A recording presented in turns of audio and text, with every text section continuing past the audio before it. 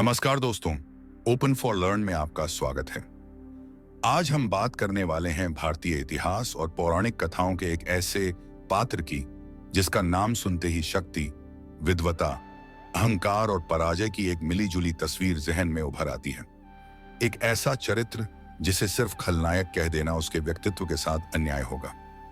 जी हां, हम बात कर रहे हैं लंकापति रावण की। जब भी रावण का जिक्र होता है तो सबसे पहला सवाल मन में क्या आता है?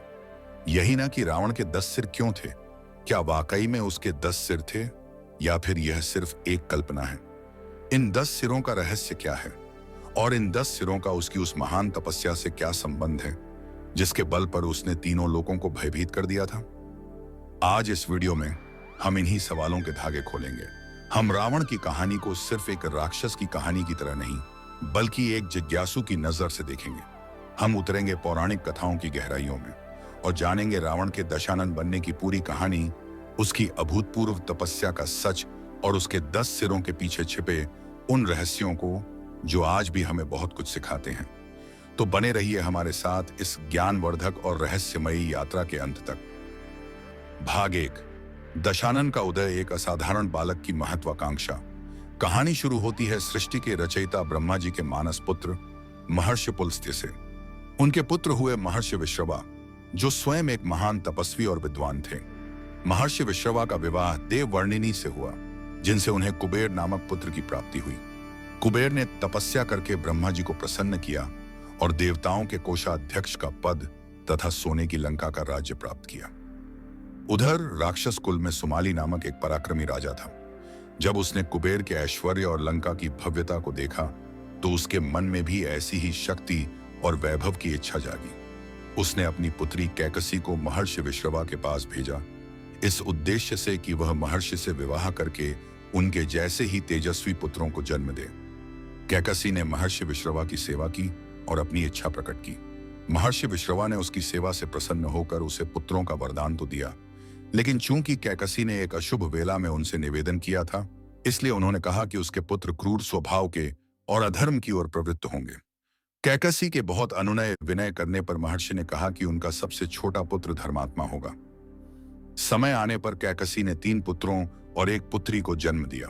सबसे बड़ा पुत्र, जिसके जन्म के समय 10 सिर थे, दशग्रीव कहलाया। उसके बाद कुंभकर्ण और पुत्री शूर्पणखा का जन्म हुआ। सबसे अंत में धर्मात्मा विभीषण का जन्म हुआ। दशग्रीव जन्म से ही असाधारण था। उसके 10 सिर और 20 भुजाएं थीं। उसका शरीर पर्वत के समान विशाल और उसकी वाणी मेघों के गर्जन के समान थी। लेकिन इन सबसे बढ़कर थी उसकी महत्वाकांक्षा। वह अपने भाई बंधुओं के साथ बड़ा हो रहा था, लेकिन उसकी नजरें हमेशा अपने सौतेले भाई कुबेर के ऐश्वर्य पर टिकी रहती थीं। वह कुबेर की सोने की लंका, उसके पुष्पक विमान और उसकी अपार संपत्ति को देखकर मन ही मन कुढ़ता था। उसे लगता था कि इस संसार की सबसे बड़ी शक्ति और सबसे बड़ा वैभव उसी के पास होना चाहिए। यही महत्वाकांक्षा और यही ईर्ष्या उसकी भविष्य की महान और विनाशकारी तपस्या की नींव बनी। उसे समझ आ गया था कि अगर उसे कुबेर से भी आगे निकलना है, अगर उसे तीनों लोकों का स्वामी बनना है, तो उसे देवताओं के जनक, सृष्टि के रचयिता ब्रह्मा जी को ही प्रसन्न करना होगा। और इसके लिए साधारण पूजा पाठ नहीं, बल्कि ऐसी तपस्या करनी होगी जो न आज तक किसी ने की हो और न भविष्य में कोई करने का साहस कर सके। भाग 2, ब्रह्मांड को कंपा देने वाली तपस्या। अपनी महत्वाकांक्षा को पूरा करने के लिए दशग्रीव अपने दोनों भाइयों कुंभकर्ण और विभीषण के साथ तपस्या करने के लिए गोकर्ण क्षेत्र के घने जंगलों में चला गया। तीनों भाइयों ने अलग अलग तरीकों से परमपिता ब्रह्मा की तपस्या शुरू की।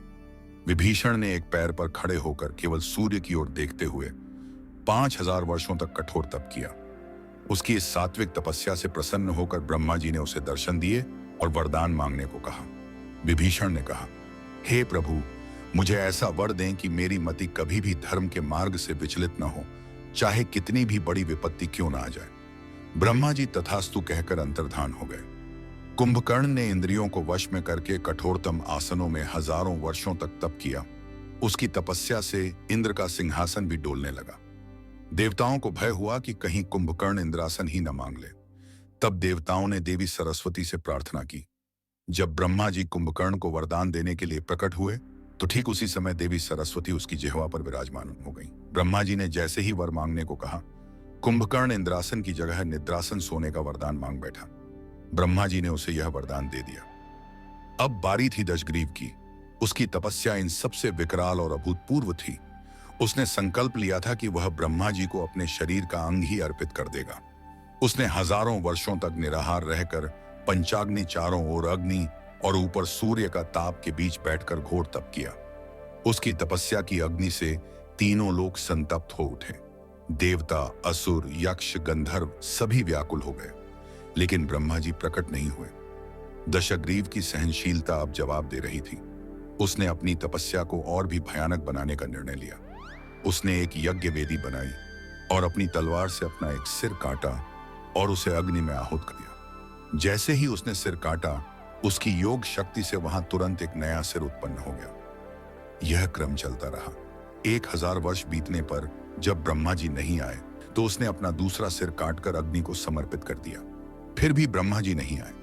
इस तरह हर 1000 वर्ष के अंतराल पर दशग्रीव अपना एक एक सिर काटकर यज्ञ की अग्नि में स्वाहा करता गया। 9000 वर्ष बीत चुके थे और वह अपने 9 सिरों की आहुति दे चुका था। अब 10वें हजार वर्ष का अंत था। दशग्रीव के शरीर में केवल उसका मूल सिर बचा था। उसकी तपस्या अपने चरम पर थी। उसने अपनी पूरी शक्ति, अपनी पूरी चेतना को एकाग्र किया और जैसे ही उसने अपनी तलवार उठाकर अपना 10वां और अंतिम सिर काटकर आहुति देने का प्रयास किया, उसी क्षण परमपिता ब्रह्मा स्वयं वहां प्रकट हो गए। उन्होंने दशग्रीव का हाथ पकड़कर कहा, रुको पुत्र, रुको। मैं तुम्हारी इस असाधारण और अविश्वसनीय तपस्या से परम प्रसन्न हूं। आज तक ऐसी तपस्या न किसी ने की है और न कोई कर पाएगा। तुम्हारे सभी 9 सिर पुनः स्थापित हो जाएंगे। बोलो, तुम क्या वरदान चाहते हो? दशग्रीव ने हाथ जोड़कर कहा, हे पितामह, मैं अमर होना चाहता हूं। ब्रह्मा जी ने कहा, पुत्र, इस सृष्टि में जिसने जन्म लिया है उसकी मृत्यु निश्चित है। मैं तुम्हें पूर्ण अमरता का वरदान नहीं दे सकता। तब दशग्रीव ने अपनी बुद्धि का प्रयोग करते हुए कहा, तो फिर हे प्रभु, मुझे ऐसा वरदान दीजिए कि मेरी मृत्यु गरुड़, नाग, यक्ष, दैत्य, दानव, राक्षस और देवताओं के हाथ से न हो सके। मैं इन सभी से अजेय रहूं। दशग्रीव ने जानबूझकर मनुष्य और वानर जाति का उल्लेख नहीं किया, क्योंकि वह उन्हें अत्यंत तुच्छ और कमजोर समझता था। वह सोच भी नहीं सकता था कि एक दिन उसकी मृत्यु का कारण यही 2 जातियां बनेंगी। ब्रह्मा जी ने मस्तु ऐसा ही होगा।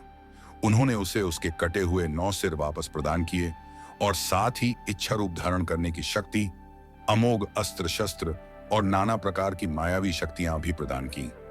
इसी वरदान के बाद दशग्रीव संसार में रावण के नाम से विख्यात हुआ। रावण का शाब्दिक अर्थ होता है जो भीषण चीत्कार करे। कहा जाता है कि जब शिवजी ने कैलाश पर्वत के नीचे उसका हाथ दबा दिया था, तब उसने जो पीड़ा में गर्जना की थी, उससे तीनों लोग कांप उठे थे और तभी से उसका नाम रावण पड़ा। यह थी उसकी तपस्या की कहानी, जिसने उसे अजेय तो बना दिया, लेकिन यही उसके 10 सिरों के रहस्य का केवल एक पहलू है, शाब्दिक पहलू। असली रहस्य तो इसके प्रतीकात्मक अर्थ में छिपा है। भाग 3, 10 सिरों का गूढ़ रहस्य और प्रतीकात्मक अर्थ। अब हम उस प्रश्न पर आते हैं जहां से हमने शुरुआत की थी। रावण के 10 सिरों का असली मतलब क्या है? क्या वे केवल ब्रह्मा जी द्वारा दिए गए वरदान का प्रतीक थे, या उनका कोई और गहरा अर्थ भी है? विद्वानों और आध्यात्मिक गुरुओं ने रावण के 10 सिरों की कई व्याख्याएं की हैं, जो हमें उसके चरित्र को और गहराई से समझने में मदद करती हैं। व्याख्या एक प्रकांड ज्ञान का प्रतीक, 4 वेद और 6 शास्त्र, यह सबसे प्रचलित और स्वीकृत व्याख्या है। इसके अनुसार रावण के 10 सिर उसकी असाधारण विद्वता के प्रतीक थे। वह कोई साधारण राक्षस नहीं, बल्कि अपने समय का महानतम विद्वान था। उसे चारों वेदों ऋग्वेद, यजुर्वेद, सामवेद और अथर्ववेद का संपूर्ण ज्ञान था। वह इन वेदों का ज्ञाता ही नहीं, बल्कि भाष्यकार भी था। इसके साथ ही उसे 6 प्रमुख शास्त्रों, षट शास्त्र पर भी पूर्ण अधिकार प्राप्त था। ये 6 शास्त्र हैं: सांख्य शास्त्र, जो सृष्टि की उत्पत्ति और विकास की दार्शनिक व्याख्या करता है; योग शास्त्र, जो मन और इंद्रियों को नियंत्रित करने की विधि सिखाता है; न्याय शास्त्र, जो तर्क और प्रमाण के सिद्धांतों की विवेचना करता है; वैशेषिक शास्त्र, जो ब्रह्मांड के भौतिक तत्वों का विश्लेषण करता है; पूर्व मीमांसा, जो वेदों के कर्मकांड भाग की व्याख्या करता है; उत्तर मीमांसा वेदांत, जो ज्ञान और मोक्ष के आध्यात्मिक मार्ग की विवेचना करता है। इस प्रकार 4 वेद और 6 शास्त्र, इन 10 महान विद्याओं का संपूर्ण ज्ञान ही रावण के 10 सिरों के रूप में दर्शाया गया है। यह बताता है कि रावण केवल एक योद्धा नहीं, बल्कि एक प्रकांड पंडित, एक महान शिव भक्त, एक कुशल राजनीतिज्ञ और संगीत का झाता भी था।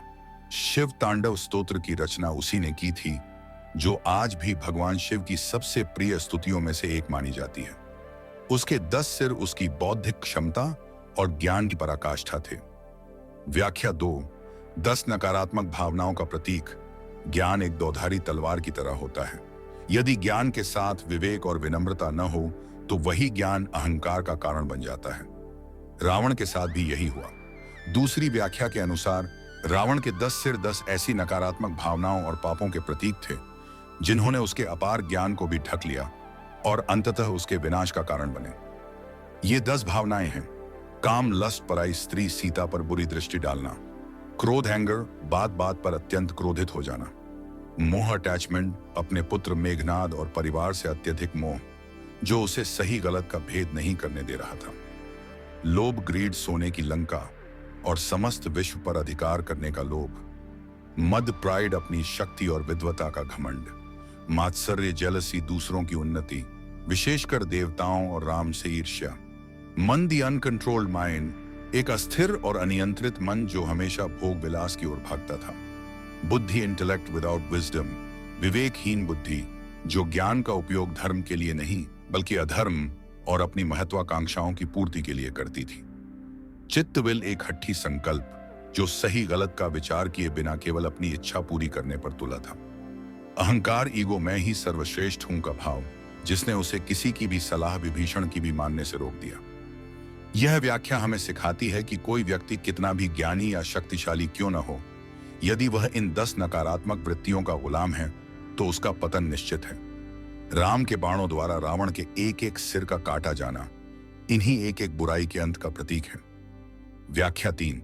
1 सिर और 9 प्रतिबिंब। एक और दिलचस्प व्याख्या यह कहती है कि रावण का वास्तव में एक ही सिर था, लेकिन वह इतना शक्तिशाली और मायावी था कि उसके एक सिर के 9 प्रतिबिंब दिखाई देते थे, जिससे वह अपने शत्रुओं के मन में भय उत्पन्न कर सके। यह उसकी मायावी शक्तियों का प्रदर्शन था। उसके 10 सिरों का भ्रम उसकी अजेयता और उसके आतंक का प्रतीक था। जब राम ने उसके नाभि में स्थित अमृत कुंड को सुखा दिया तो उसकी सारी मायावी शक्तियां समाप्त हो गईं और उसका असली एक सिर ही शेष रह गया, जिसे काटकर राम ने उसका वध किया। निष्कर्ष, रावण से हमें क्या सीखना चाहिए? तो रावण के 10 सिरों की कहानी हमें क्या सिखाती है? यह कहानी हमें बताती है कि रावण कोई साधारण खलनायक नहीं था।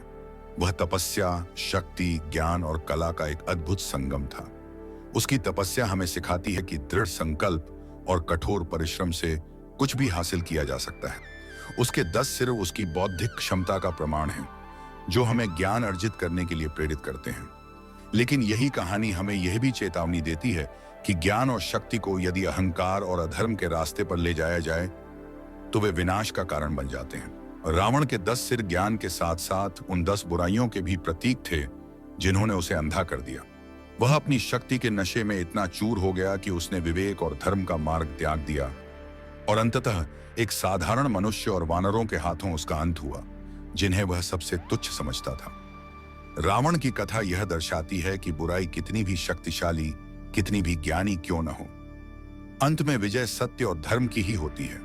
यह हमें सिखाती है कि सच्चा बड़प्पन शक्ति के प्रदर्शन में नहीं, बल्कि अपने ज्ञान और शक्ति का उपयोग धर्म और कल्याण के लिए करने में है।